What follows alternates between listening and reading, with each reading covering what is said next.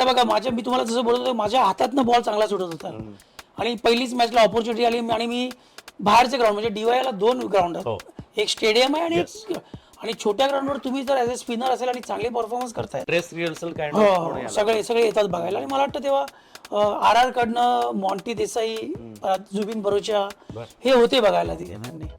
आणि मग next history आहे, कारण की मला त्या परफॉर्मन्समुळेच मला IPL मध्ये ट्रायल्सला बोलवलं गेलं. ओ वाव, बर. मग तिथनं खरं तिथे तू पिक झाला, तिथे बघितलं गेलं.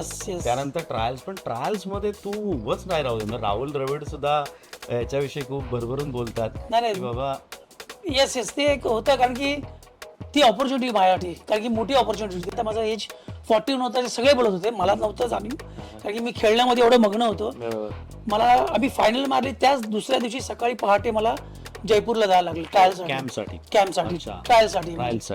आणि तिथे मला असं वाटत नाही की मी तिथे एक बॉल सुद्धा खराब टाकला असेल. माझी एवढीच चांगली ट्रायल्स गेली, म्हणजे भरपूर चांगली ट्रायल्स गेली. मी काय करत होतो, कुठे होतो, आता कुठे चाललोय, काय मला ऑपॉर्च्युनिटी मिळेल, काय चाललं होतं डोक्यात? अगदी बरोबर बोलले. पण शेवटी कसं होतं, थोडा एक्सपिरियन्स होता मला, कारण की भरपूर चढ उतार बघितलेले मी लाईफमध्ये. पण मला माझ्यासाठी ती एक ऑपॉर्च्युनिटी होती, म्हणून माझा एकच विचार होता की ही ऑपॉर्च्युनिटी कशी ग्रॅब करू शकतो मी. आणि ते म्हणजे फ्रेश माइंडनी गेलो तिथे आणि आपलं जे पण करत आलोय मी वर्षानुवर्ष 100% द्यायचं ते आपलं फक्त परफॉर्मन्स करायचं. Let's leave it to the god, कारण की देवानी आपल्यासाठी एवढं केलंय, अशी संधी मला चालून आलेली. म्हणून एकच मनात विचार होता की फक्त फोकस ठेवायचा, चांगला परफॉर्मन्स करायला बघायचं, झालं तो होणार. कारण की मला माहित होतं माझी बॉलिंग चांगली पडते आणि मला असं वाटतं त्यांना जे पाहिजे असेल ते माझ्यात असतील तर नक्कीच ते माझ्याकडे एज बीज बघणार नाही.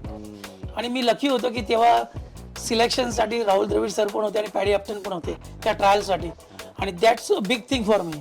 कारण की ते नसतील तर मला शेवटी माझे ते एज बीज मध्ये येऊ शकलं असतं, कारण माझ्या डोळ्यांनी पाहिलं नव्हतं. 30च्या आत राहील तर ते मला वाटतं तू त्या परीक्षेत पास झाला होतास.